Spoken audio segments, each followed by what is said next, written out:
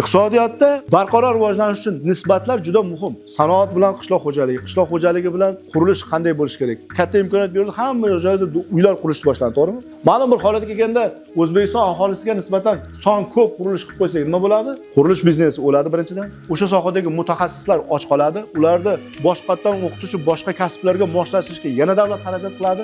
Ularni o'sha bo'sh qolgan paytidagi muammolari ko'paygandan keyin uni temir daftarga olish kerak. Davlat buni mana shu rejalashtirishni oldindan bilib, iqtisodiy rejaglardan foydalanish kerak bo'ladi. Ayni paytda mana Xitoyda aytayapti, 40 dan ortiq butun shaharlarni, Toshkentdan katta shaharlarni qurib qo'ygan, ichida yashaydigan odamning o'zi yo'q. Ya'ni davlatning pulidan qurilishlarni qildi, juda katta yirik kompaniyalar, endi u yerda yashaydigan odam yo'q. Bitta shaharni buzdi yaqinda. Amerika jahon moliyaviy iqtisodiy inqirozi bo'lgan paytda 2008-yilda ipoteka kreditlash tizimida, ipotekada o'sha kompaniyalarda iqtisodiy inqirozlarga keldi, moliyaviy inqirozga keldi. Nima qildi ular? Ular har bitta amerikalikka ikkitadan uy qurib tashladi. Qurilishlarni qilib oldilar, aytdiki, mana endi bizga qurilishga ortiqcha bunaqangi katta kerak emas.